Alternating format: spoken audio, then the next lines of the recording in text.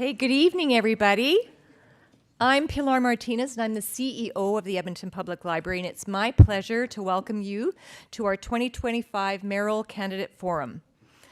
Whether you're joining us in person or tuning in online, thank you so much. Your presence symbolizes something powerful, a shared commitment to Edmonton's future, and that's why this conversation really matters. Before we begin, I'd like to acknowledge that Edmonton Public Library is located on Treaty 6 territory. We honor the many First Nations, Métis, and Inuit whose footsteps have shaped these lands for centuries. This evening's event is made possible through our partnership with Taproot Edmonton. We're grateful for their collaboration and shared commitment to civic engagement. This year's election is a pivotal moment for our city. Edmontonians have made it clear.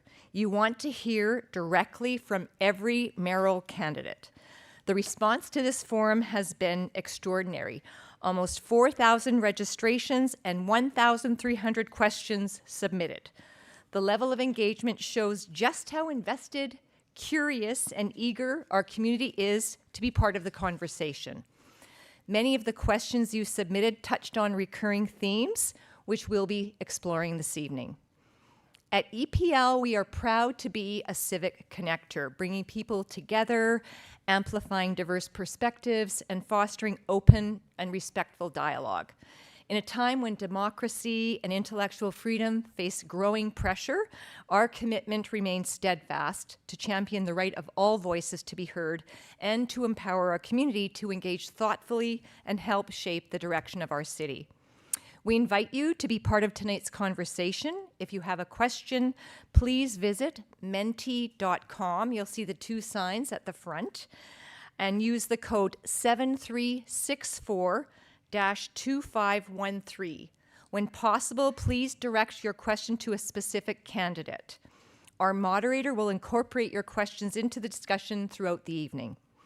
And speaking of our moderator, to guide tonight's forum, I'm pleased to announce an award-winning journalist and one of Edmonton's most trusted media voices, Stacey Brotzel.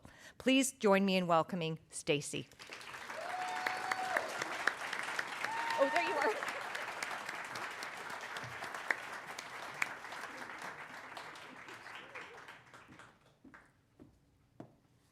Thanks so much, everyone. My name is Stacey Brotzel. I host the morning show on 880 CHED, and I am excited to guide you in today's discussion with 10 of our Edmonton mayoral candidates. Thank you, all of you, for choosing to be here, and for you attending in person, and of course all of the people online. And of course this will be on YouTube, so you can send it to your friends, you can send it to your co-workers or your family members, because this is an important conversation about Edmonton's future. So just to give you a little bit about how this forum will be structured, we've got 3 rounds. So round 1 is pre-submitted questions curated by EPL and Taproot Edmonton. 3 groups of candidates will answer 2 questions. For round 2, as Pilar said, we're going to take live audience-driven questions. Please use Menti code 7364-2513 to submit your questions. This is how this is structured. So I know I did get a question from the audience. What if you don't have a phone? Maybe you can ask a neighbor to submit a question for you. That might be the best route tonight. Specifying which candidate you're addressing, each candidate will answer 2 questions. And for the 3rd round, we'll focus on a question about the library's role in the community. And finally, we will conclude with closing statements from each candidate, allowing them a chance to offer any last thoughts and to emphasize the key messages they want to leave with you. All right, just a few housekeeping notes and ground rules for tonight's discussion. We ask that all responses remain respectful. I know that you guys have done this quite a bit over the last couple of weeks, and respectful and constructive to ensure a positive and productive dialogue. Each question will have a set response time of 60 to 90 seconds. You see the clock there, they see the clock up here. We will be using a digital timer to keep things on track, and once time is up, just like at the Oscars, the microphone will be muted. So please be mindful of staying within your allotted time to ensure everyone gets a chance to speak.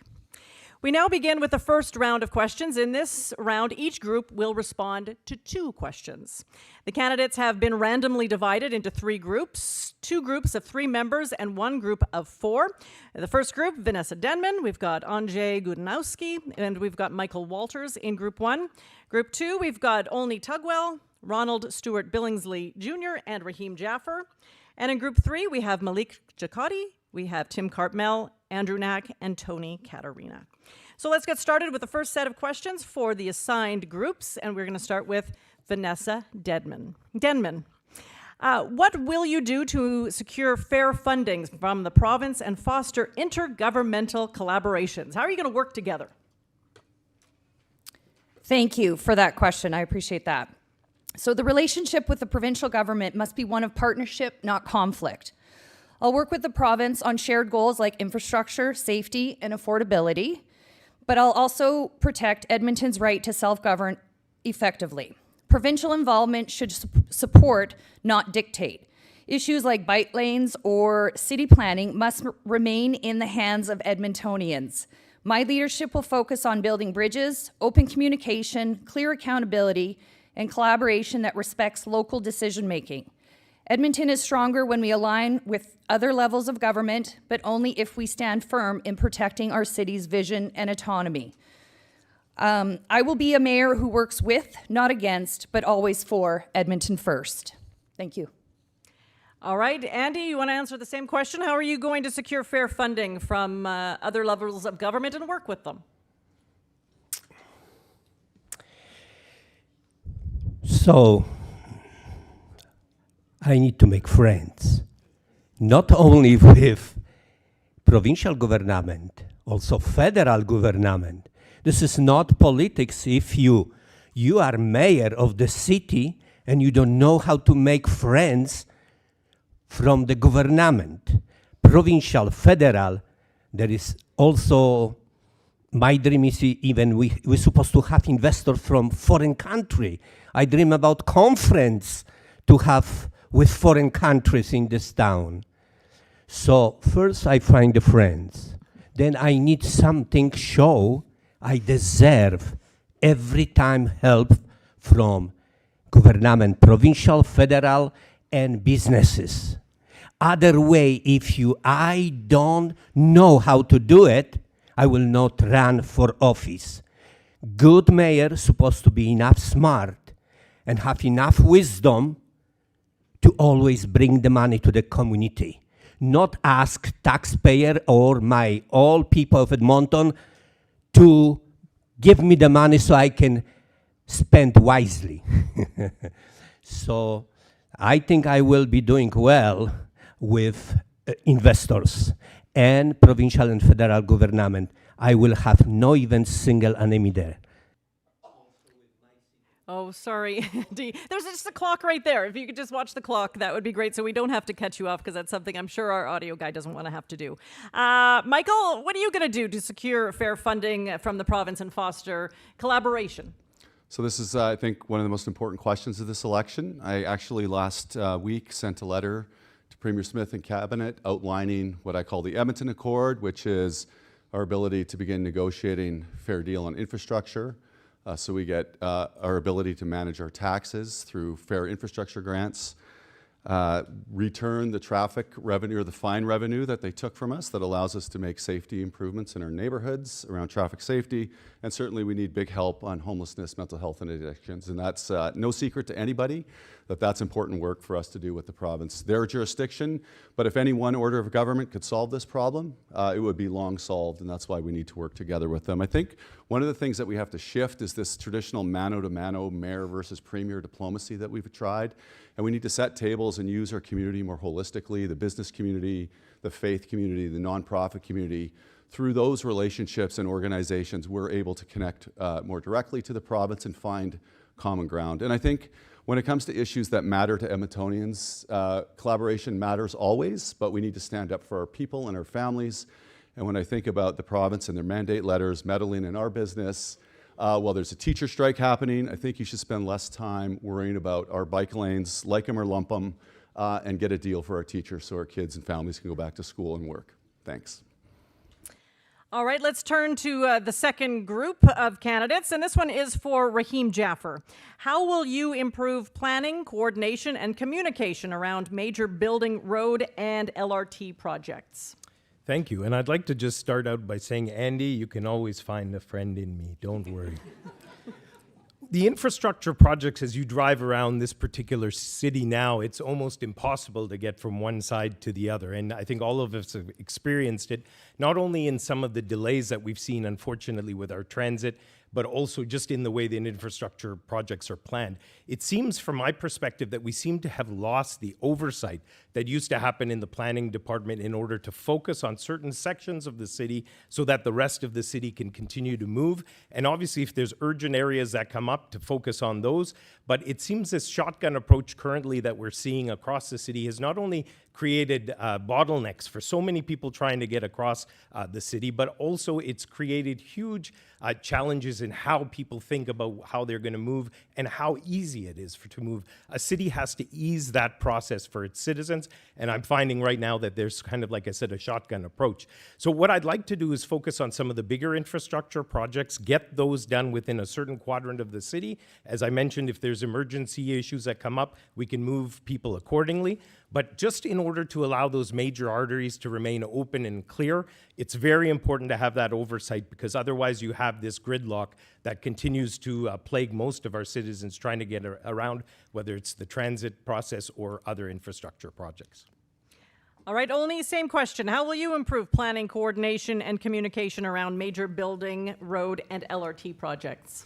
Well, I'm an engaging leader, so for me, it's going to be I'll be on top of that prior to these projects, because I'm going to want to meet and speak with these project managers to find out, benchmarks, when things are going to be done. Currently, like Rahim just described, there's a cluster F going on in Edmonton, from the downtown to even some of the suburban areas.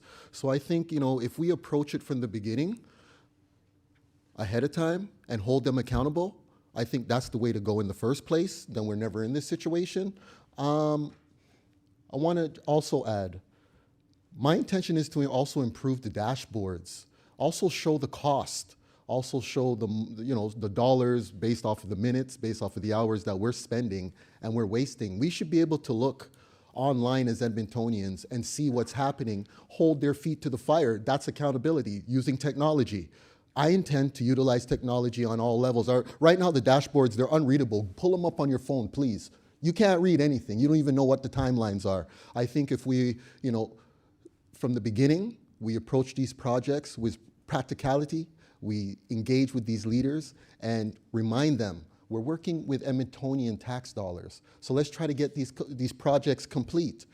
Not 4 years later, but within a nice time period. And I'm not against bringing in specialists from China, Japan. Some of them engineers are wonderful. And to work collaboratively, All right, Ronald, how are you going to improve planning, coordination, and communication around major projects? I did say any construction not being worked on in any 24-hour period should be removed, if possible, to decrease congestion. And I am for public transportation, increasing LRT expansion and BRT, bus rapid transit. And we have to make the LRTs safer to bring more users, and that would bring the cost down. I would bring back the 50 kilometer per hour limit and have strict photo radar in all 30 kilometer per hour zones. I would make all buses and LRTs, well, LRTs already are, but I'd make all buses electric. That's climate change initiative. And for the people who've been emailing me about the LRTs blocking the routes, I would make more arterial or even dial-a-bus alternatives to get around them. And with a website, I would do a website with transparency of all the projects so people know when they're removing them in that 24-hour period. And I have said this before, I'm for densifying neighborhoods, building up, not across, and we can use existing infrastructure like buses and LRTs. That's it. Thank you. All right, let's go to the next group, and we're going to start with Tony Caterina. How will you balance the need for densification with concerns about changes to older neighborhoods? And I guess we're talking infill here. Good question. Well, repealing bylaw 20001 would be one of my first priorities, and reverting back to bylaw 12800 that includes the mature neighborhood overlay, which was working really well. Infill is needed. Infill is good where appropriate, and the mature neighborhood overlay allowed us the possibility to look at each neighborhood one by one individually, because not all neighborhoods are the same. This new bylaw with infill mid-block, everybody inside the handy is considered exactly the same neighborhood, exactly the same conditions everywhere. So that would be one of the first things that I would look at, and developing the lands and the plans that have already been in place for many, many years, sometimes decades, finishing off Horse Hill in the northeast. The area structure plan, 5 neighborhood structure plans were done back in 2013. It stalled, and now we're at a point where we absolutely need that land and need those plans to build those 5 communities to help with the housing shortage that we have here in the city, along with the Horse Hill Energy Park. That was all part and parcel of it, was to invite businesses back into Edmonton, competing with the Niskayus and Atchisons that we have around us, and that's All right. Thanks so much, Tony. Next question. Tim, how are you going to balance the need for densification with concerns about changes to older neighborhoods? Well, good evening, everyone. Thank you for attending. Really a pleasure to be here. So I think what we need to do is shift our focus, our infill focus, from established neighborhoods to those great big spaces where we can build thousands of units that both provide the housing that we need to keep housing affordability under control and provide those roads, Tim? Oh, let's be respectful, right? Let's be respectful up here. So making a shift to those great big open spaces in our city, places like Blatchford developments, the Northland site, the East Downtown, and the spaces downtown where there's a lot of spaces that we can fill in. A shift to emphasis on the university lands. Again, this is where we can build the housing that we really need to take the pressure off of established neighborhoods. Within the first 40 days of the election, I will move amendments to the existing zoning bylaw to address the issues that people have, things around height, setback, number of units, on-site parking, trash control. We'll begin a proper engagement on the district plans that describe those neighborhoods that Mr. Katarina was talking about. We never really did the proper engagement on those district plans. They tell us the uniqueness of those neighborhoods and what ought to be happening in those places. And I would note that repealing this bylaw and going back to the old one would mean putting another 170 bylaws back in place that were also repealed at that time. Thank you. All right, Malik, how are you going to balance the need for densification with concerns about changes to older neighborhoods? Well, I wouldn't repeal it, bylaw 2001, but we're already building houses there. So what I have to do is to put a pause on it, and so we could go back to the drawing board and meet with the planning department within the city of Edmonton, and some of the contractors that have contracts to build some of those skinny homes. But I understand why the city of Edmonton, the councillors, the mayor chose to go down that route. And I mean, we've been kicking the can down the road for so many years, and now we have 200,000+ people moving into Edmonton, and we don't have low-income housing or affordable housing. So, but at the same time, we have financial problems. So we have to build so fast and quick to get some tax money to be able to cover some of the expenses or deficits we've been running within the city. So, like Tim talked about Expo Land, we've sunk in $600 million+ into that project, and we have Blatchford, and we have the Expo Land, and I mean, we have to be proactive. We sat and asked, and we haven't done.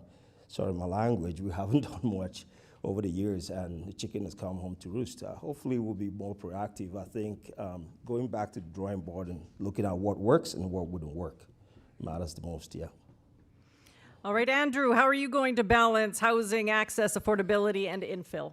Yeah, thanks for the question, and thanks everyone for coming, and thanks for hosting us tonight. So we do need to, as a city, make sure that we are not continuing to expand out our boundaries. And we made a decision about 5 years ago to not annex further land because we know as we grow out, all of those new neighborhoods have a net cost to us. So there's a huge financial cost, there's a huge environmental cost. We use up a lot of great farmland. So we're changing that. Now, with infill, we're seeing the need to make some adjustments. There were some adjustments made on July 8th around how big a building can be on a lot. There's one change that still needs to be made from that meeting, the change in the reduction of the number of units on mid-block development. So I would support reducing the total number of mid-block units from the current 8 back down to our previous maximum, which was 6. We also need to do more on preserving mature trees. We're one of the few large cities in this country that doesn't have a mature tree protection bylaw. So actually making sure that we do more to keep those. I get that when you're, we love to see those trees in our mature neighborhoods, so I'd like to have that. We need to make sure we're doing more to protect heritage areas. There are heritage guidelines that we see in spots like Westmount that still allow for density, but at the same time have some unique design characteristics in those spaces.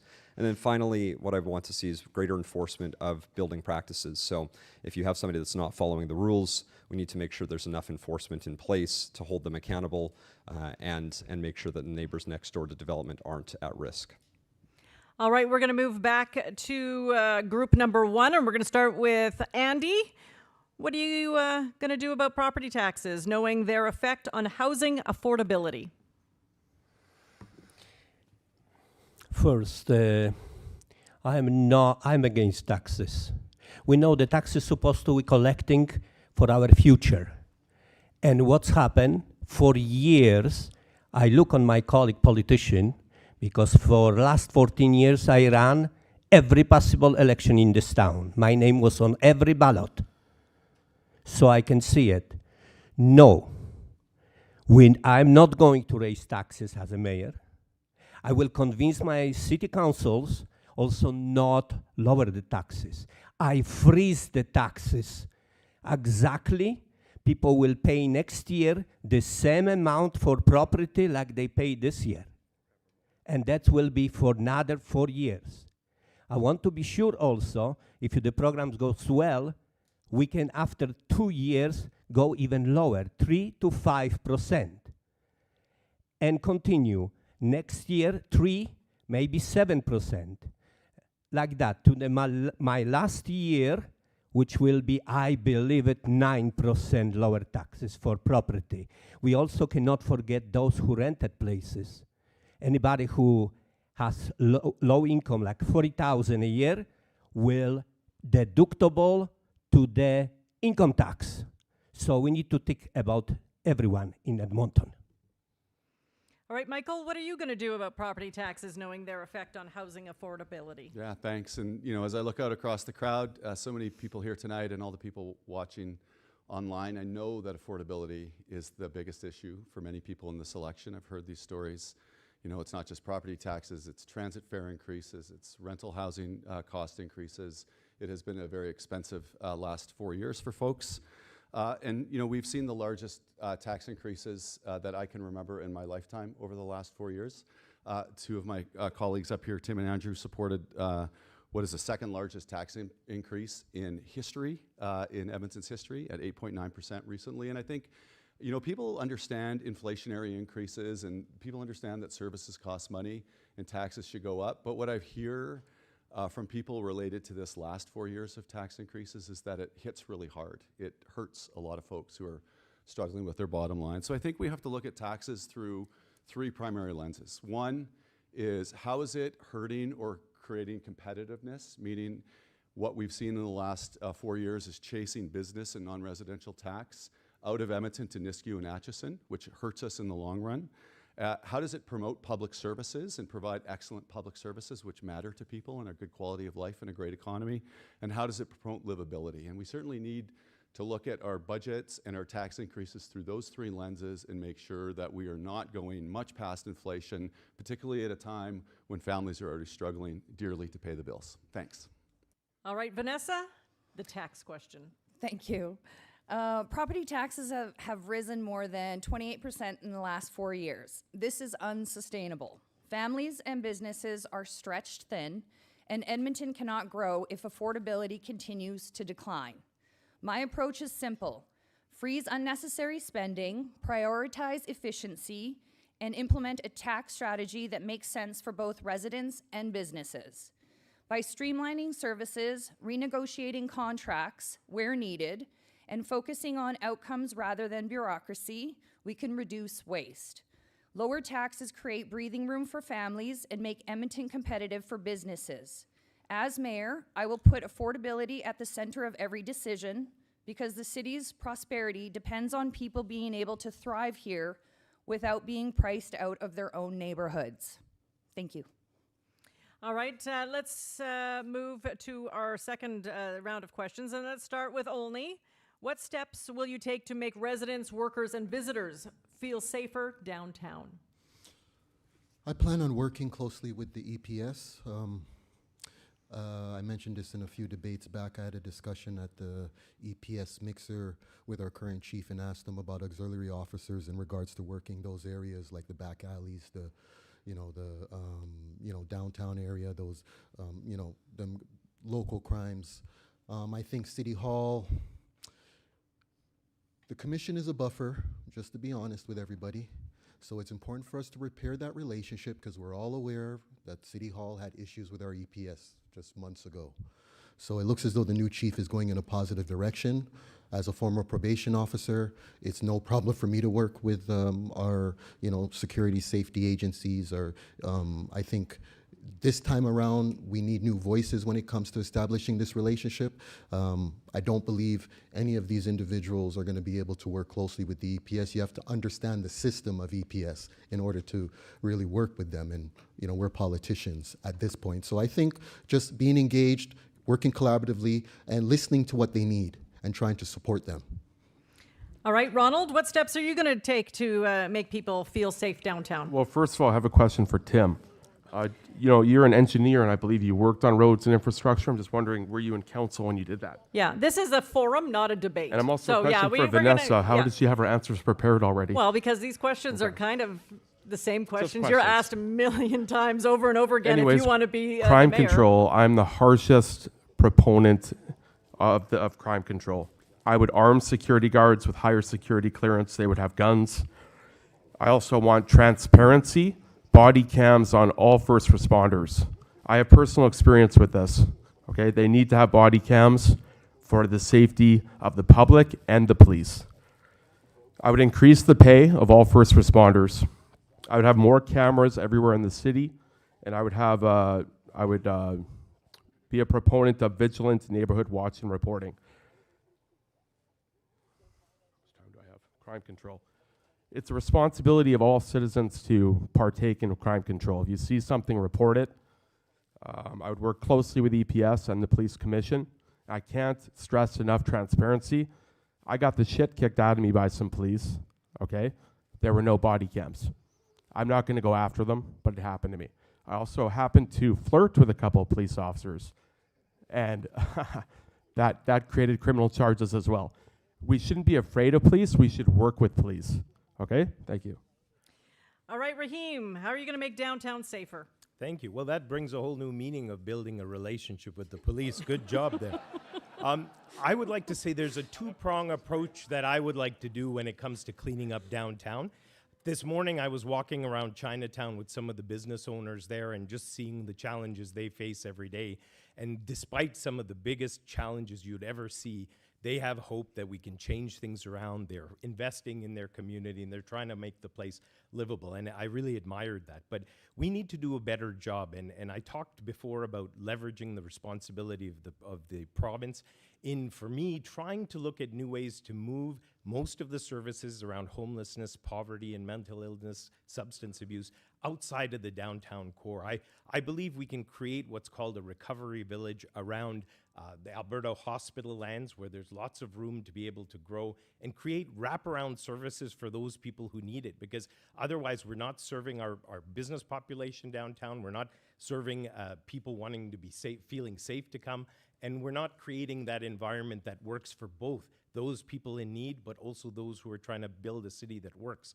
And so the other part of that is creating the opportunity to build, put more police doing the community policing on the ground. I've called for 125 new officers a year. It's worked really well in Old Strathcona, where my business is, where you tie the social supports to the community policing. It helps to deter crime. All right, let's move on to the third group, and we're going to start with Tim. How will you ensure we can build and maintain the roads, LRT, libraries, fire stations, rec centers, and other infrastructure as Edmonton needs as it grows? Thank you. Yeah, so we're going to really need to shift our focus to the stuff that we already have. We have an approximately $1.9 billion accumulated maintenance and renewal deficit. We're $1.9 billion behind the ideal spend on maintaining the stuff that we already have. So that is going to be absolutely key in the next 4 years, is making sure that we actually are pushing back and biting back against that deficit. That means, how are we going to build, the question arises, how are we going to build the new stuff? And I see opportunities for all kinds of partnerships with the private sector and with other levels of government. I like talking in examples. So I'll offer an example of a space in the ward I currently represent, which is immediately adjacent to the Twilliger Rec Centre. On that campus, we have a few needs. We have a need for a new library branch. We have a need for housing.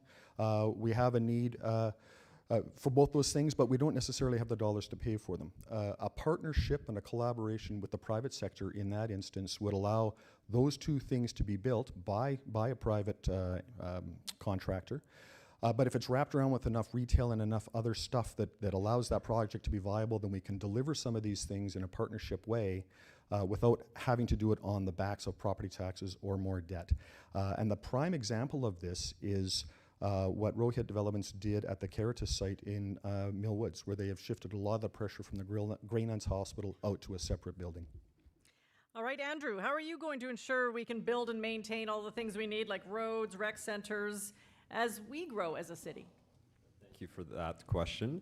So this is one where we do need to make sure we're still investing in our city, because if you look outside the Henday right now, 2/3 of the 200,000 people that moved into our city in the last 4 years moved at the outer edges. Those are areas that don't have services. We are short 4 fire halls right now outside the Henday. We are short. We need the recreation spaces. We need libraries. We need parks. We have a number of locations where their roadway infrastructure isn't enough. We're short on the number of buses. Our bus ridership, we're essentially at our all-time high, and we don't have enough buses because we sort of maxed out our space in our bus garages. So there is a requirement for us to make sure we're still investing. And then at the same time, in our older neighborhoods, we do have that renewal deficit that we need to work on. I like the idea of having those partnerships, but we also need to recognize that that alone will not solve the infrastructure gaps that we face across the city.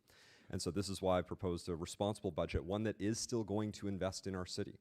We do still need to build at least 1 or 2 new libraries in the near future. We do still need to build more recreation spaces. We need to build those fire halls. We need to renew that older infrastructure. And so for me, it is about making sure we're being honest with Edmontonians, that if we hope to provide the services that provide a good quality of life across the city, whether you're in a mature neighborhood or whether you're in a new neighborhood, that will require that we do some investment, thoughtful investment, with a responsible budget. So I'll look to continue to expand those options across the city. All right, Tony, how will you ensure we can build and maintain the roads, LRT, libraries, fire stations, all the stuff we need as we grow? Well, thanks for that. So the answer is going to be a little more simple than that. I believe in the core services and concentrating on that, and certainly the infrastructure part of that includes everything from fire stations to roads and everything else. Bringing the city back to reality, getting our financial house in order is number one priority of mine, and that the city boasts that it's in 72 lines of business. I don't know what those 72 lines of business are or whether they should be in that. The 5 core services that I will concentrate on is police, fire, infrastructure, waste management, and snow and ice control. Those are the 5 things that you pay your taxes for. They should be done excellent, if not excellent, very good. And then after that, if my financial house is in order, we can consider all the other issues that we face at this point. All right, Malik, same question. How are you going to make sure that we have all the stuff, like the libraries and the fire stations, as we grow? Well, everyone talk about how they're going to cut taxes. and reduce taxes. It's not that easy because when they say those things, they're not being honest.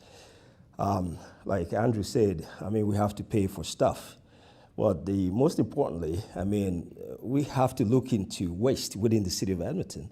And we cannot be building all these things in the backs of taxpayers and also the future generation and the working class as well.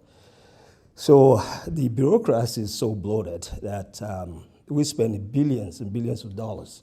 There's no return on investment. And I necessarily do not blame all the councillors, but also the city administration, the 5 departments, I mean, procurement. I mean, we have to look into hiring and all the billions of dollars that the administration, the finance department, the bureaucrats rolled out to give to the councillors and the mayor, and they go out in front of the media and speak in these things because most of them are not hands-on and they've never done this job before. So they don't actually know where to cut, where to reduce money and also be able to pay for core essential services that Tony mentions. So I mean, it's a lot of talk, but until we get down to actually looking at books within the city, not outside, within the city, and all the contracts. All right, thanks so much, Malik, and thank you. Let's give them all a round of applause. That's the first round of our debate today, our forum. We're now going to move on to round 2, our live Q&A, which will run for approximately 20 minutes. If you would like to join the conversation, you can go to menti.com and use the code. If you're in the room, you can see the code on some billboards on the side of the stage here. But 73642513 to submit your questions, and please remember to indicate who your question is for, and you have 60 seconds, not 90 seconds, to answer these questions. So just be aware of that. And questions will be asked in alphabetical order, different questions for different candidates, and we're going to go through all of the candidates twice. All right, we're going to start with you, Ronald. What is one area of city spending you'd protect no matter what, and one you would cut? So what would you protect and what would you cut? First of all, I don't like Tim. Don't vote for Tim. Oh, let's be respectful. He didn't answer my question on the city project when he was on council. And he also avoids opining on interjurisdictional issues, like the teacher strike, which I'm for. All right. So what would you cut and what would you protect? Cut? I think I would cut, no offense to the artists, I'd cut art spending if I had to find more important spending. Yeah, I know. That's what else can we cut? Okay, I would cut.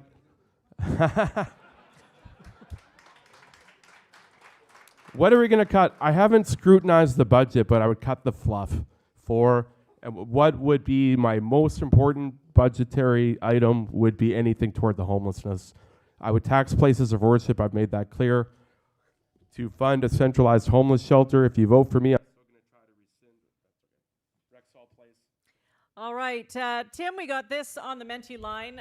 You indicated on the Taproot Edmonton survey that you did not have a position on both questions relating to houselessness and affordable housing.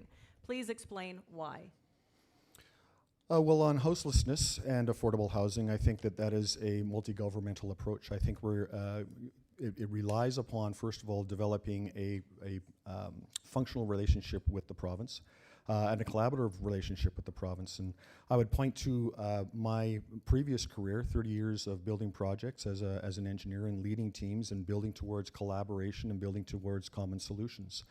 I think it's key that when people arrive at places, at tables where there's conversations going and there's a particular mission that we're trying to accomplish, a particular project we're trying to build, a particular thing that we're trying to generate together, that it's important to come to that place being willing to have those conversations in a respectful way. In the work that I've done, I've always respected the people that have come to that table and respected the positions that they hold. And I would expect the same if I'm the mayor of Edmonton, that they respect the position that I hold. All right, let's go to Tony. The city has not done a great job with taxpayers' money developing Blatchford. How would you change this to finish building out this development, and how many years so far? Well, the airport closed a number of years ago. It's been a long time. The last airplane left that site, and Blatchford has been a big disappointment to date. The one thing that I would do with Blatchford is remove almost all the lenses that someone has to go through in order to meet the qualifications to build there. Safety and security is the number one lens that you should be looking at. Safety standards, everything else has to be looked at differently. And city should not be the developer at Blatchford. Anytime the city has been the developer on any neighborhoods, the Millwoods in the southeast, Miller in the northeast, it's been a disaster. We should parcel it, zone it, and sell it to private investors that will take the risk in developing and removing all the lenses that they have to go through at this point right now.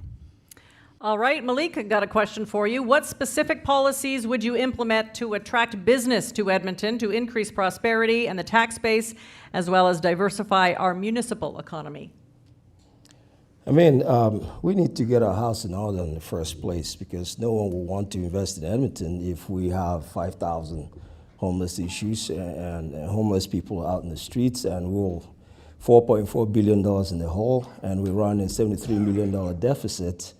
I mean, financially, we're a wreck. So from an investor perspective, just looking at Edmonton, no, if I put my money there, I'll be gone. It's irresponsibility within the council and the mayor. So we need to go back to drawing board. I mean, as an engineer, my thought process is just opposite the norm. I don't like to say a whole lot of things. They're not making sense, not looking at the results. So we need to, safety is a very important thing, getting our financial house in order.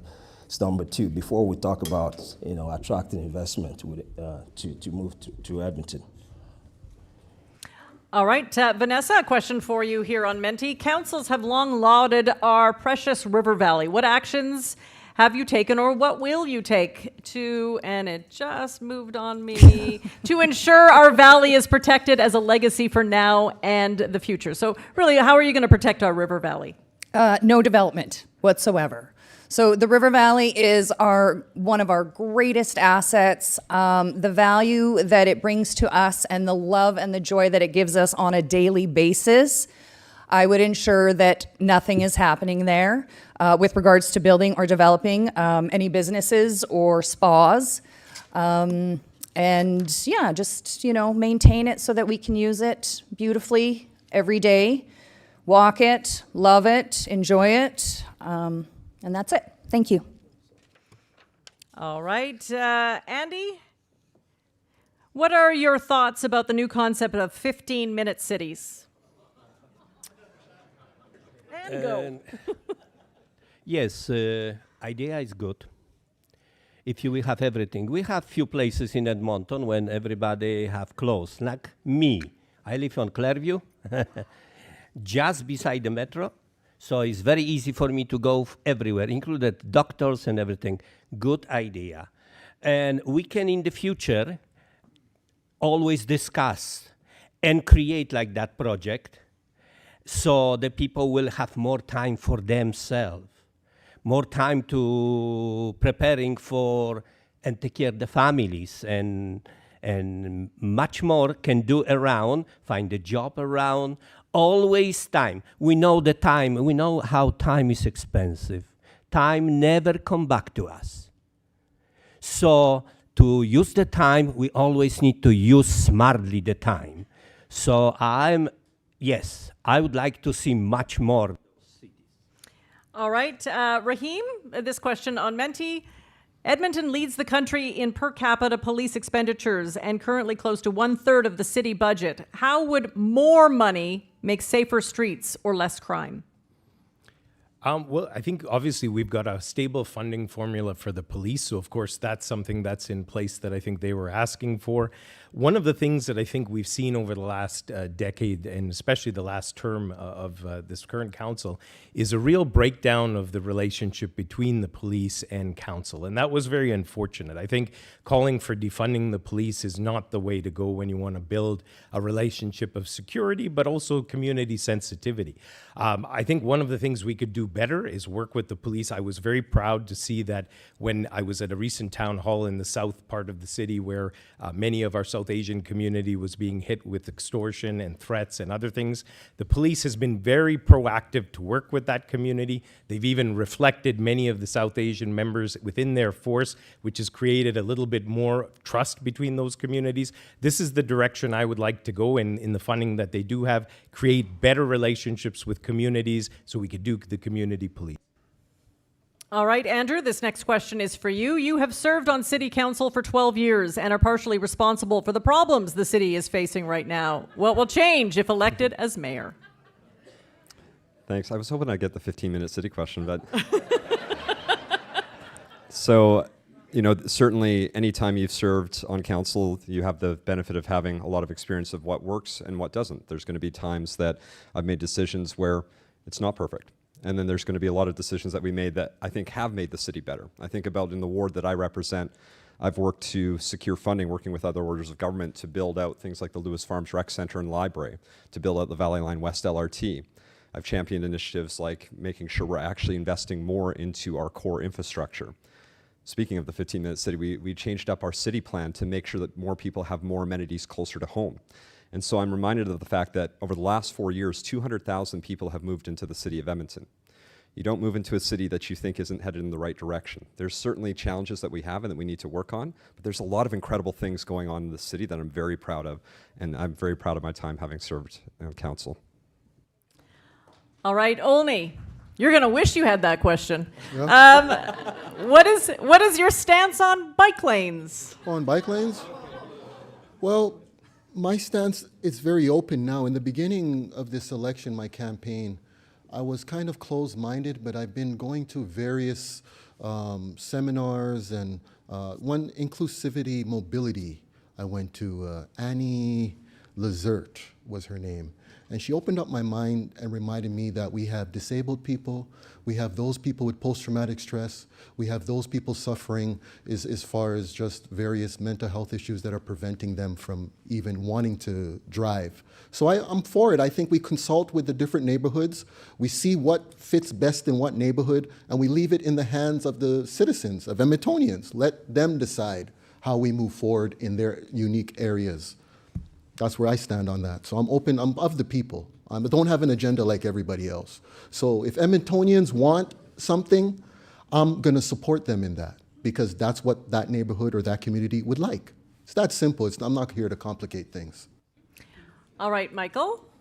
Do you have a plan to improve snow clearing and enforcement for property owners so that Edmontonians can safely drive, walk, or ride bikes in the wintertime? I wondered which questions would be left after all.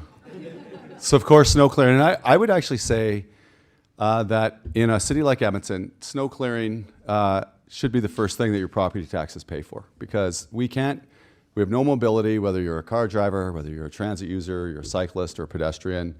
It's really part of a winter city. We need to make those investments. So I think reshifting some focus back to neighborhood blading and inside neighborhoods. I visited, of course, in the many doors I've knocked on in the past few months, many of our suburban communities in particular that did not see a single plow in 2024, 2025. So this is not okay. So I think the investment we make in snow clearing, how we plan to make neighborhoods passable and safe, both roadways and sidewalks, is really important and needs the kind of investment that communities there expect. Additionally, our financial stabilization reserve, which in some part serves as a snowy day policy. Oh, sorry, Michael. You're run out of time. I know. Sorry, there's no orchestra here to play you off. We just go dark. All right, Ronald, we're coming back to you. Edmonton's transit is slow, unreliable, and sparse. Do you have a plan to improve transit so it can compete with cities like Vancouver and Montreal? Slow, unreliable, and sparse. Well, let's speed it up, I guess. More electricity? I don't know. I already got a question similar to this. We need more BRTs and LRTs. Speeding it up. I did say on my website some Century Park to Clairview direct LRTs, downtown LRT. Century Park to downtown to Clareview, direct LRTs in rush hour. Anyways, back to the art. I'm sorry. I want to revise my website on that. I don't know exactly what the city invests in, and I don't think it's as key as some of my other policies. Murals, I guess, are good, but do your art at home, sell it. And sorry for tuning out. Okay, well, am I right? What are we investing? What does the city invest in art? I don't know. I'm going to tune out now. That's it. Thanks. All right. Tim, I got this question on Menti. Your policy platform includes rescinding the single-use plastics bylaw. Yep. If the city is conducting a study to assess the bylaw, why not wait for the study results before deciding on this? Well, we actually did a poll on our website, and we got well over 1,000 responses, which is actually higher than some of the city surveys. And fully 80% of the people said they wanted primarily the bag bylaw or the bag fee removed. And I supported this to begin with. Let's see if we can change behavior. Let's see if it actually has a productive value.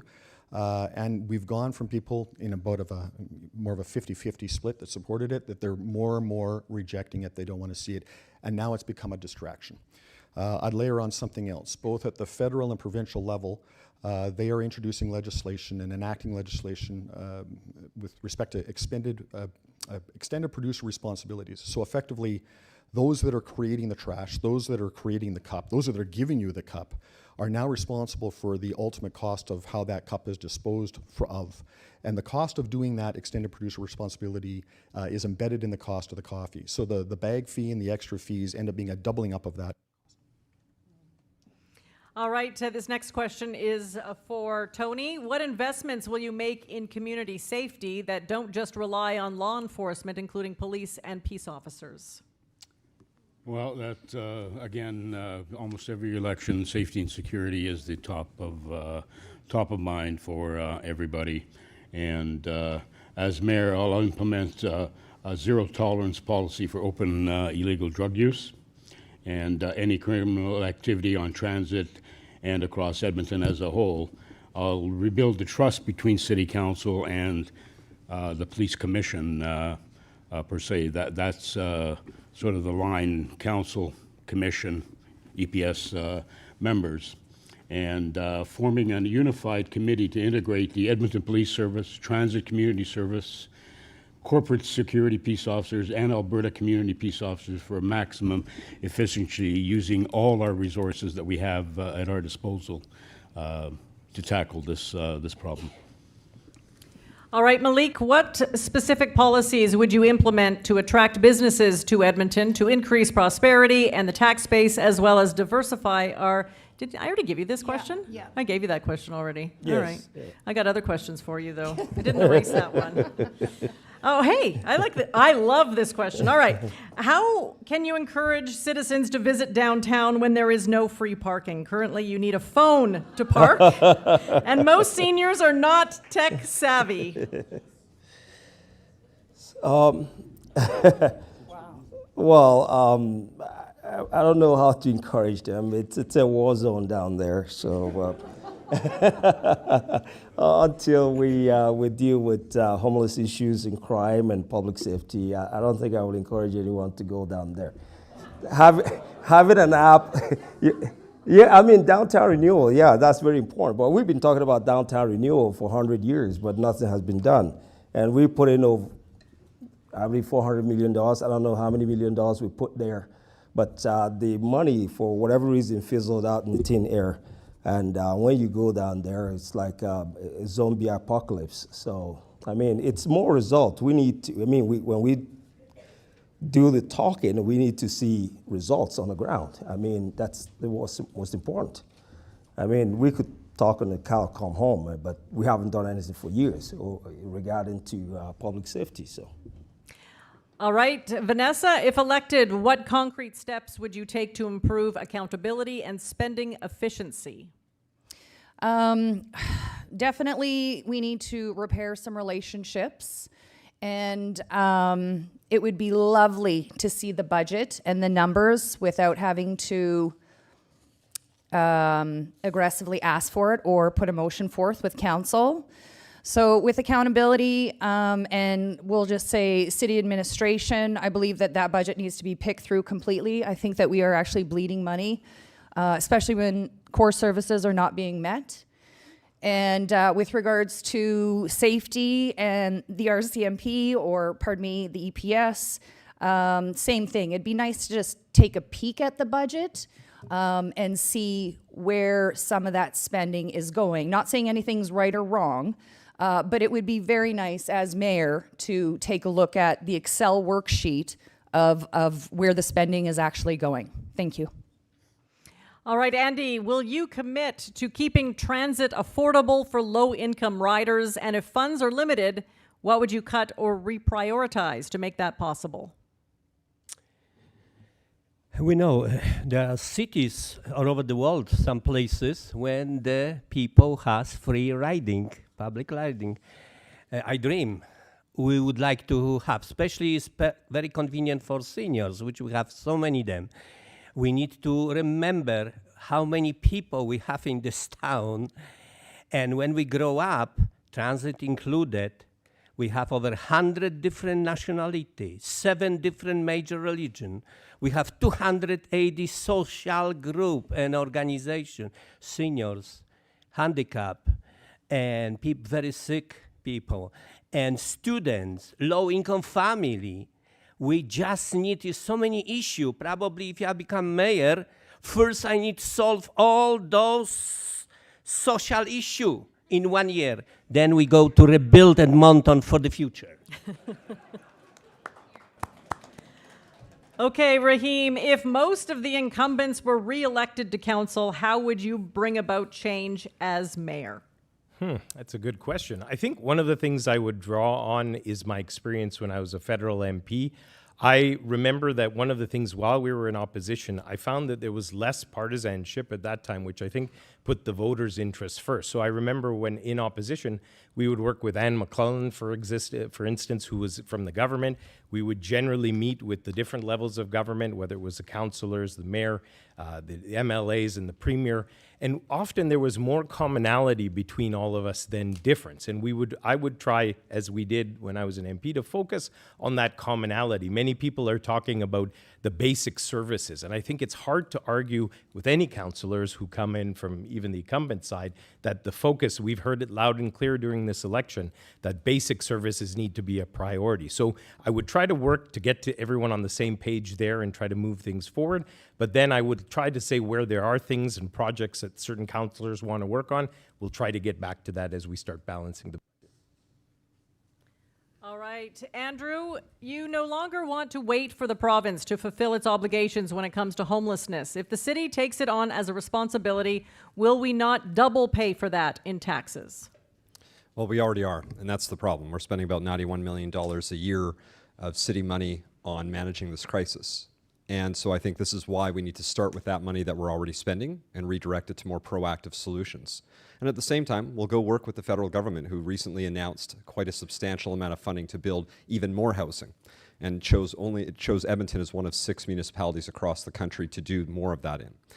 We need to go and work with our nonprofit sector. We need to go work with our private sector as well and find those partnership opportunities. So my plan is to use the money we're already spending, which is not producing as good a value as we can. We've invested a lot into housing. We've built more housing over the last few years than ever before, but we need to see a substantial uptick in the number of units, about 1,700 permanent supportive housing units, 3,800 additional housing units. That combined with the day shelter spaces, combined with better mental health and supports.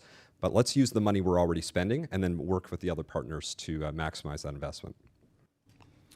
All right, Olney, what is your stance on traffic calming measures in neighborhoods, and how would you deal with that? Are you talking in regards to speed bumps, photo radars? How would I deal with it? Mm-hmm. Well, we have to go community by community, and we're going to have these discussions. Like, each community knows what they need. Some communities don't want speed bumps. Others do. Some communities want other alternatives. So my whole thing is engaging with each community, finding out exactly what they want, and I intend on developing an app that's going to pull all the different wards into City Hall. It's about bringing the communities into the fold. I'll also be doing once a week press conferences for the first 90 days, telling all the business in regards to proposals, auditing, you name it, Edmontonians are going to know it. Because that's something City Council has failed to do over their period of time. And I think it's time to bring Edmonton from 2025 into 2050. We are not in the 2000s, people. These gentlemen have old ways of doing things. I'm trying to bring a new, innovative way and bring everyone into the fold. So that's my approach. All right, Michael, a Menti question here. Looking online, you're the only candidate with a policy for arts and culture. Why are the arts important to Edmonton, and what makes you the right candidate to make my sector, whoever wrote this, their sector, thrive? So contrary to some perspectives, I think arts and culture is fundamental to our city's future, to our identity, and not to be too argumentative, but it puts, for every dollar invested, $14 in return. It is our sense of self, it is our pride, it is our beauty, it is our vibrancy for our downtown, it is our hope and dreams reflected through our artists all across the city. Without arts, a city really doesn't have much. So my policy is comprehensive, and it certainly talks about bringing live music back to our downtown core, which has been a big loss in the last number of years. It talks about revitalizing and making sure that the city doesn't continue to do damage through excessive construction and lack of response to safety and homelessness by sort of disabling our arts district, which has really struggled in the last number of years, and there's a number of things, but fundamentally crucial to our city. Thanks. All right, thank you so much. A round of applause for our candidates. That was great.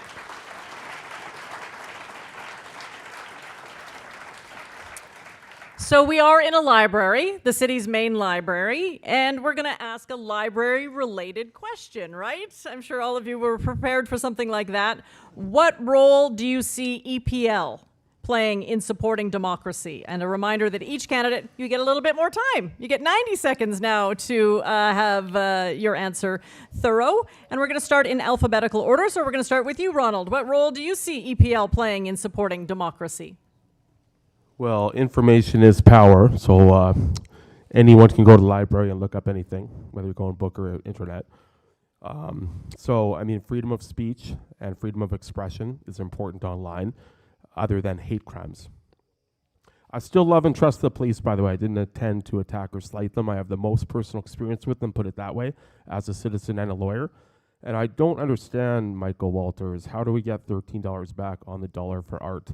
I'm all for murals and live music, but that's venue by venue. We don't need huge funding. I just don't understand it. All right, and is that it? You got some time to talk about libraries. Hey, libraries. I avoided them like the plague at McGill Law School. I studied for the New York Bar in the Bonnie Doon Edmonton Public Library, so I am for them. And they are especially important for the marginalized people like the homeless and the low income to go and learn and read and look up things online. Very important for democracy. We see various countries like the Russians and Chinese, unfortunately, trying to affect our democratic rule of law here, our votes, our elections. So be careful what you read, vet what you read, question everything you read. I'll leave it at that. All right. Tim, what role do you see EPL playing in supporting democracy? So the EPL has played such an important role in my life. When my family moved to Dickinsfield in 1972, I think it was, so insert your old joke here, the amenity that we had in that brand new neighborhood was the library. It was right on the heels of the homes that were built there. And I can still remember to this day racing up to the library before it closed on Friday afternoon to make sure I had enough books for the weekend. When we moved to Castle Downs, the first amenity we had in that neighborhood was the library. It was in the Beaumaris Mall, it was in the basement, and at that age there might have been a cute girl involved, but I was in that library a lot. It's often the first place that you get to go. It's the first place where you feel community. It's the first place where you interact with other people in your neighborhood. I listened to my first Pink Floyd album with the earphones on in a library. I used my first 3D printer in a library. Libraries are absolutely vital. And in terms of supporting democracy, well, again, if this is where community lives, if this is where community meets, if this is where community engages, if this is your first opportunity to see the rest of your community, well, you've taken the first step to building that community, to getting to collective decision-making, to getting to collaborative solutions, to discussing what it is, what the next thing is in that neighborhood, in that new place. So libraries are absolutely key. And when I'm the mayor, we're going to build as many as we can, Pilar. So that's my goal. All right, Tony, let's talk libraries and supporting democracy. Well, libraries are integral into the city's fabric, but libraries aren't what they used to be, or the perception of libraries. Lying to mom and dad of where you were going to the library, they applauded you. I think nowadays, telling them you're going to the library, they might cringe a little bit and wonder about your safety and security coming to this particular one, and in particular downtown here and that. So I think as a lifelong learner, that's something that we have to be grateful for. No matter what age we're at, we can all learn much more than we already know. And that's my commitment to EPL, and it has been for a long time.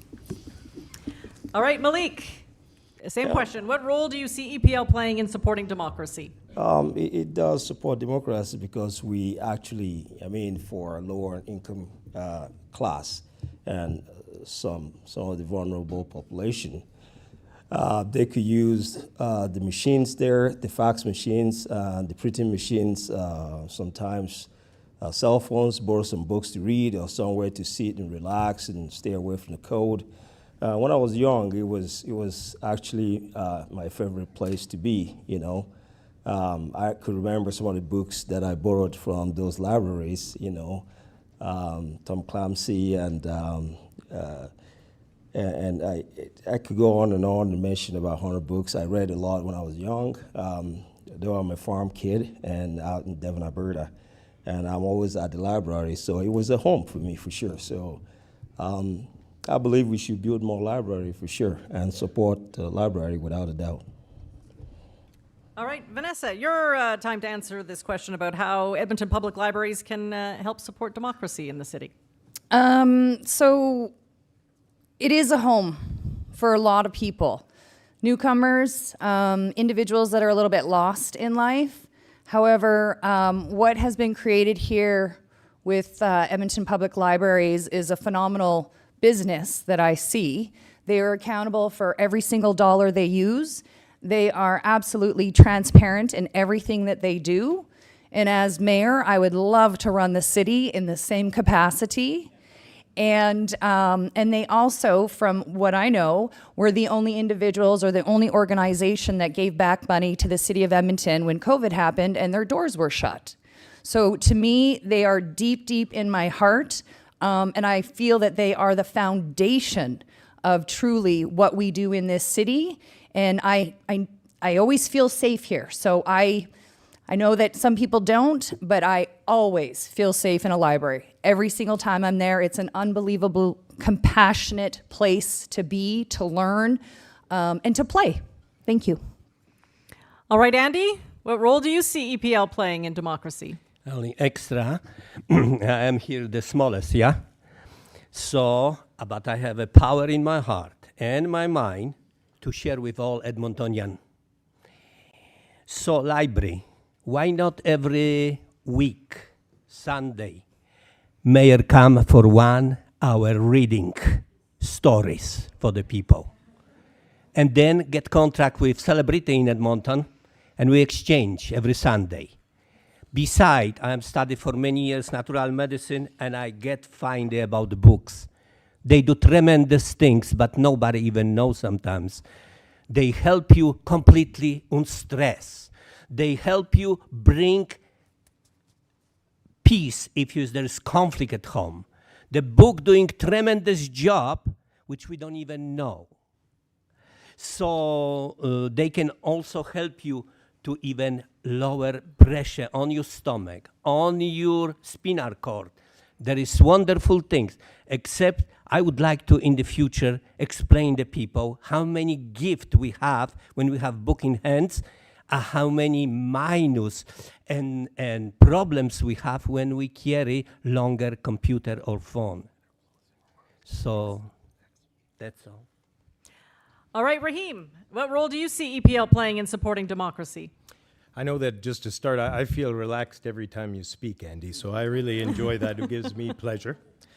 My first memories of the library, we came to Edmonton in the late 70s, and I remember getting a library card and how proud I was. It was really looking like a government issue. I think it was brown and it was kind of old, and you may remember that. Not as fancy as yours there, Tony, but I remember that I just treasured that, and I used to spend time, because of course we didn't have a lot of money coming at that time, and so libraries were a great place to be. You meet people, you read, you do some fun activities, I still remember. So when I had my son, who's here tonight, Xavier, I remember one of the first few things I did with him was take him to the library, and we actually took part in some reading with other young kids, and there were different activities going on. So I made that a part of our process in his earlier stages, and I thought that was excellent.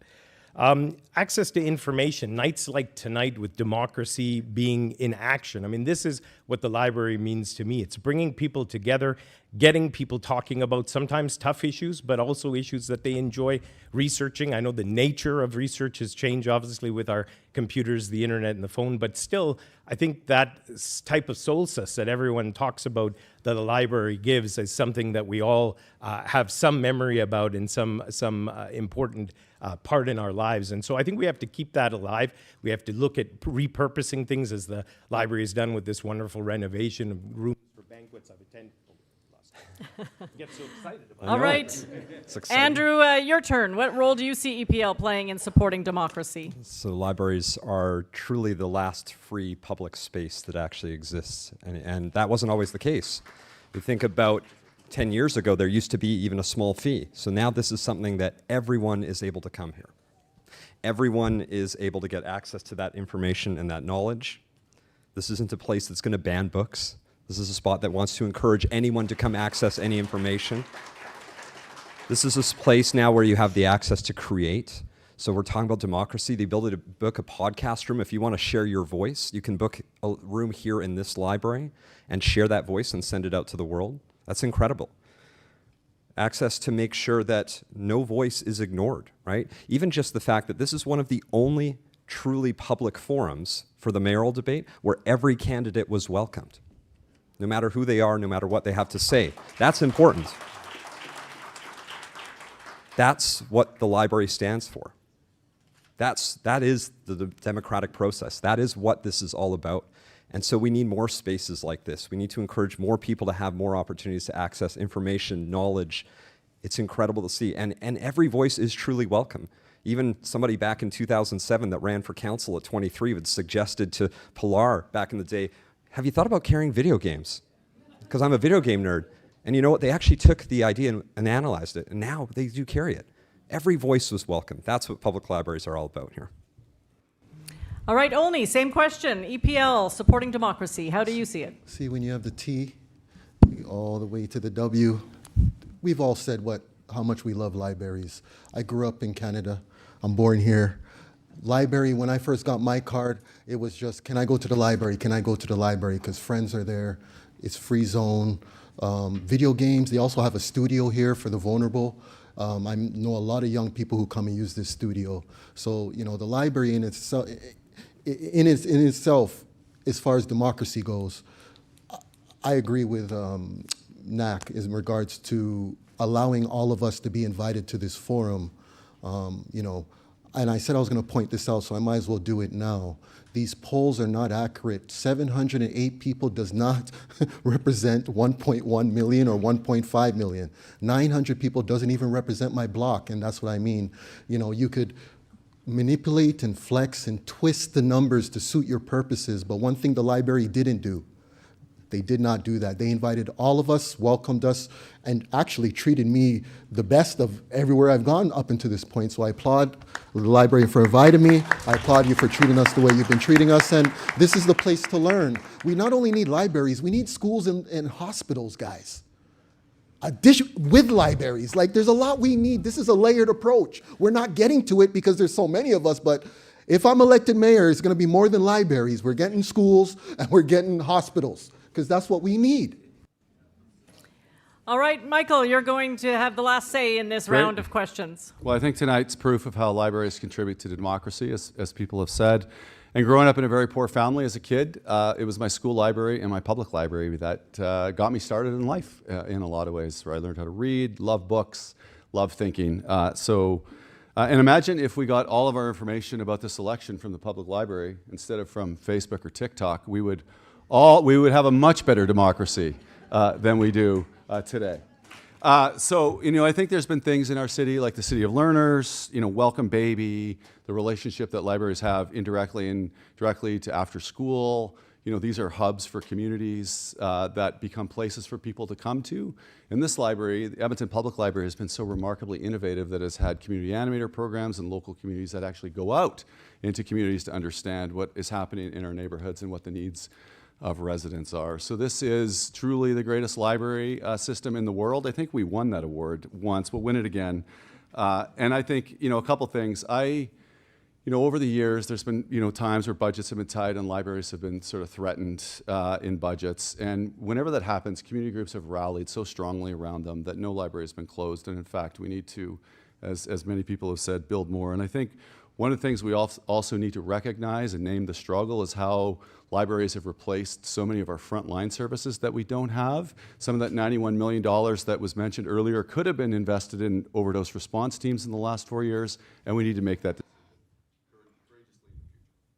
All right, thanks so much, and a big round of applause for everybody answering the library question today. Lastly, we're almost at the finish line with our final round of the candidates' closing remarks. Each of you have 90 seconds to share your thoughts, and we're going to start in alphabetical order. And Ronald, if you could just keep to your stance, your vision, and let everyone else handle their ideas and their campaign. Do you know what movie this is from? Go sell crazy somewhere else. I'm all stocked up here. Anyways, my name is Ronald Billingsley Jr. I'm a New York called and Alberta suspended attorney with degrees in physics and psychology, half an education degree, and yes, folks, I have a mental illness, couldn't you tell? But you know what? Half the people my age do, check the stats. I even worked my law files in my own law firm from hospitals more than once, and heaven forbid I would do it as your mayor from hospital if I had to. It takes a special kind of crazy to run for office anyways. Unlike the career politicians up here, Knack, Cartmel, Walters, Jaffer, Katarina, I'm not backed by party machines, corporate donors, or lobbyists. I've invested about $3,000, that's it. What distinguishes me is bold, practical leadership, a centralized homeless shelter, tax fairness, including taxing places of worship, and I'm already arguing in court, folks, for the first time it appears in the history of our nation that permanent residents should have the right to vote. Next court date is January 20th. I'm the hardest on crime and corruption, I was clear on that. I'm also the most ambitious on climate, pushing for solar on every new building and cleaner transit. I will also take real action on vacant buildings becoming housing for students, seniors, and the homeless. By the way, I'm against Alberta separating. I just signed that Canadian Forever petition. And I think I would be a good liaison as a New York trained lawyer between Danielle Smith and Trump. Thank you. See my full platform, Ronald for Mayor. All right. I know, Ronald, you have to leave, so why don't you duck out? Yes, thank you so much for showing up. House arrest curfew. All right. Thank you so much for coming. Appreciate it. Cheers.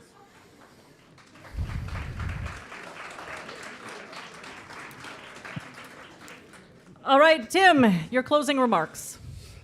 Thank you. Edmontonians are frustrated. They don't feel like they're getting value for their taxes they pay. Core services aren't keeping up, projects overlap and drag on, and too often people don't feel safe in their own city. And that has to change. I'm an engineer and business owner, not a career politician.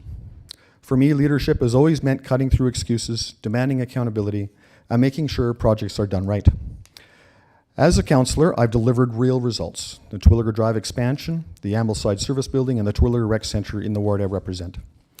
I've shown I can get these things built, get them done right, and hold the City Hall accountable. And I know we can build it better, because I've done it my whole career. I know a great city doesn't have to cost more, it just has to be managed smarter. And I want to circle back to a couple of the examples I spoke of earlier. That Dickensfield Library branch was at the end of a mall. that Castle Downs branch was in a mall. The motion I moved a couple years ago to build the branch in the Rutherford community is in a mall. We really need to double down on the fact that the library is the first amenity, it's the main amenity, it's the most important amenity. And that means we're going to have to use delivery efforts and delivery processes that will actually get them built when the houses get built. We can't afford, standalone branches that cost $40 million when we can do something in a half-empty mall that will actually deliver the services we're looking for. There's ways to do this. There's better ways to do this. I'm an engineer and I've done it my whole life. Thank you very much. All right. Tony, you have 90 seconds to lay out your vision. That's more time than I need. We need to get our fiscal house in order. Financial responsibility is my number one concern. Safety and security is the other. There are 6 core services that the city is responsible for, and those are the things that I want to concentrate on, giving us the finances further on to deal with everything else that we have to deal with in that. So policing, fire, infrastructure, waste management, snow and ice control, and if you want to throw LRT in there, that's part of the infrastructure that I'm looking at. Infrastructure with LRT, we've seen the cost overruns, the billions of dollars it costs to put in fixed rail that can't be moved. Big proponent of BRT, bus rapid transit, that can deliver the same service, even better service. It's much more flexible, and it doesn't cost as much. Something else that I want to introduce and I want to explore, and I think it's quite important because we're looking at housing, infill, all those sorts of things. One of the things that I want to explore is air rights above our TOD, our existing stations that we have here in the city. It's being done all over the world. I don't know exactly how to do it, but I'd like to explore that idea of building a 30-story apartment building over top of an existing TOD station. So those are the types of things that I'm going to be looking at. It's strictly finances, and the core services are going to come first and foremost. After that, Apparently you needed more than 90 seconds. I got a little excited. Yeah, that's okay, that's okay. Malik, you've got a minute 30. All right, yeah. I'm a geological engineer and worked in oil and gas for about 20 years and coal mining for about 5 years before I joined the city of Edmonton. And I believe each and every one here on this stage, whosoever became the mayor of the city of Edmonton, I believe Edmonton is in good hands. And they all come from a good place. And I appreciate each and every one of you guys coming out and investing and looking at our website and what we believe in, what our platforms are. And I'm not very much of a speaker, but more of a doer. I work with the city of Edmonton, roadways and maintenance, for several years, and I don't know if I will continue, but I love the city, and I hope we can get our house in order financially, which is very important. And also, some of the money is being wasted in other things. We can actually put it in core essential services, actually fix homeless issues, expand shelters, wraparound support, and help vulnerable people, seniors, and on fixed income, those in disability, on age, and moving forward. And please, bike lanes should stop being a problem, okay? I hate the gridlock, like Oni said. I mean, it is what it is. We will expand it, we'll design it better, and we'll engage the communities. And as for infill, we'll put a pause on it, and hopefully we'll see a brighter future and solve affordability for Edmonton. Thank you. Nice. All right, Vanessa, what do you want to leave the audience with today? Thank you. At the heart of my vision is sustainability and inclusivity. True progress means building a city that not only grows, but thrives, where our infrastructure, housing, healthcare, and core services are designed to last, respect the environment, and serve everyone with dignity. It means ensuring every Edmontonian from every background and ability feels that they belong and can share in our collective success. Edmonton is not just ready to evolve, it's poised to transform into a community where courage meets compassion, innovation dances with integrity, and every person feels seen, heard, and empowered to co-create our shared future. Together, we'll nurture a city that reflects the highest vibration of who we are: vibrant, sustainable, inclusive, joyful, and unshakably true. Thank you.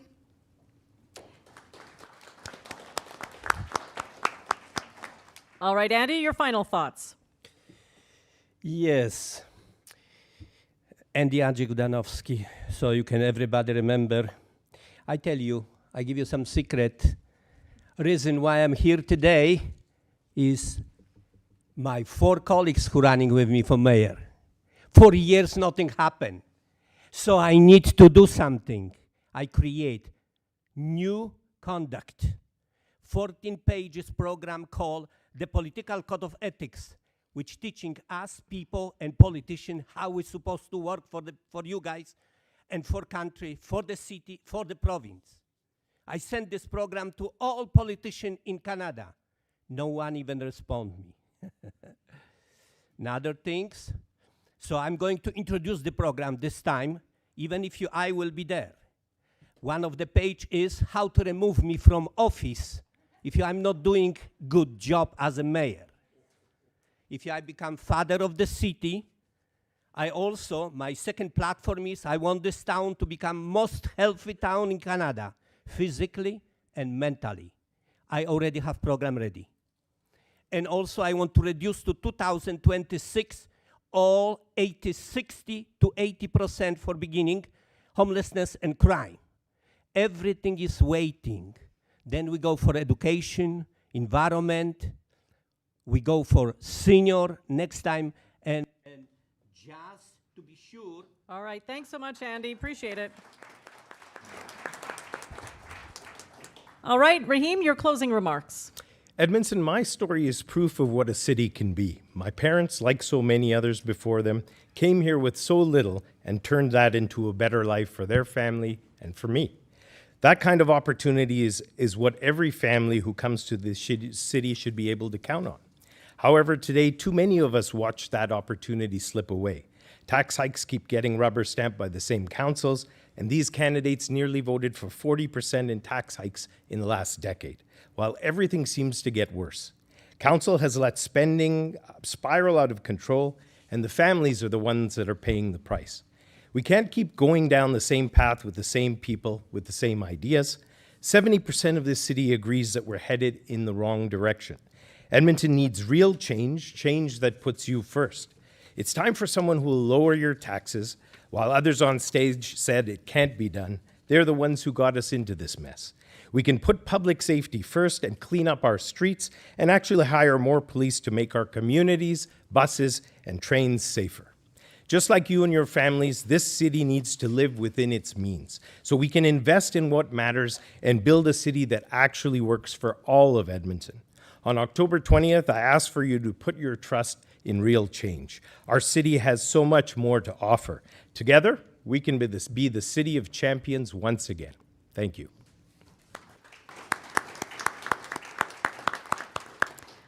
All right, Andrew? On October 20th, Edmontonians will vote in one of the most important civic elections we have had. Many people are undecided. The stakes are high. It's a serious decision. I want those Edmontonians to ask themselves, what city services would be compromised or privatized to achieve those budget cuts or tax freezes? Is it snow clearing, fixing crumbling roads, the next fire hall or library? Do we make deep cuts today that leave a lasting legacy of problems for our kids tomorrow? Or do we make smart budget changes necessary to build, protect, and improve the things that matter? Our communities, our parks, our libraries, and so much more. These services are at risk in this election. Are we going to point fingers and shy away from our challenges, whether it's growth pressures, homelessness, housing, or safety? Or are we going to step up and start solving those problems together? Leadership is on the ballot this election. And are we going to let the provincial government call the shots at City Hall? Because when you vote for local political parties, you do not get better local government. All you get is more politics. With me, you get independent leadership focused on you. Place your trust in me, and I will listen and always lead with integrity. Count on me, and I will protect the services that make Edmonton strong. Vote for me, and I will work with you to build the brighter future that the city deserves. Thank you.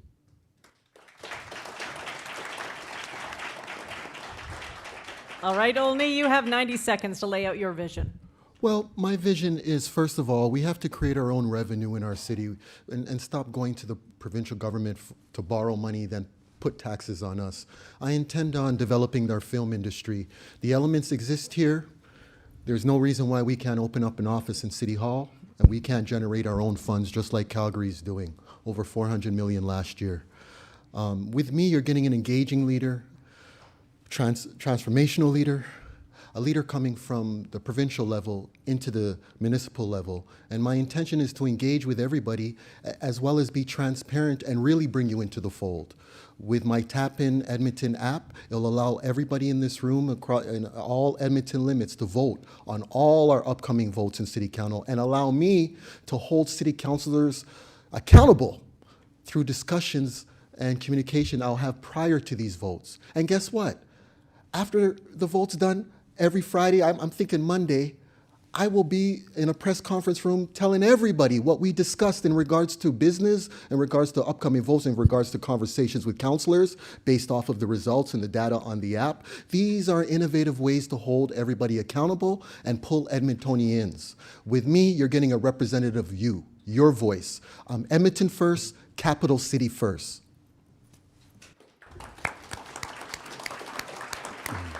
All right, Michael, if you want to wrap this up. Yep, thanks. Thank you to EPL and to Taproot and to Stacey for moderating, and to all of you who are here with us tonight. My name is Michael Walters, fully independent candidate running for mayor because I think we need to get City Hall and our city back on track, and I believe I'm the right person to lead that change. I grew up in a family without a lot of money in a town called Drayton Valley, and came to Edmonton to build a future because this is a city of opportunity. My wife and I have raised our 2 sons here and built our lives here. From my years working at the Bissell Centre and in the nonprofit sector, to my 2 terms on council, to running a small business right here downtown, I've spent my life working to make this city stronger. My life has been in community. And after the past 4 years, Edmonton is drifting. We face big challenges with safety, affordability, homelessness, housing, and economic growth. But I believe our best days are still ahead. This election is about leadership. It's about restoring our focus and our civic pride. And I'll be a mayor who builds bridges, makes tough decisions when needed, and who will always stand up for Edmontonians. So together we can put politics aside, get out of the endless debates, find common ground, build the safe, affordable, vibrant city we all know is possible. You can look at my website, michaelwalters.ca, for the most comprehensive policy platform that you'll find, and we can build a city where people and business thrive that is beautiful, connected, and enduring. Thank you. And I just want to give all of the candidates a huge round of applause.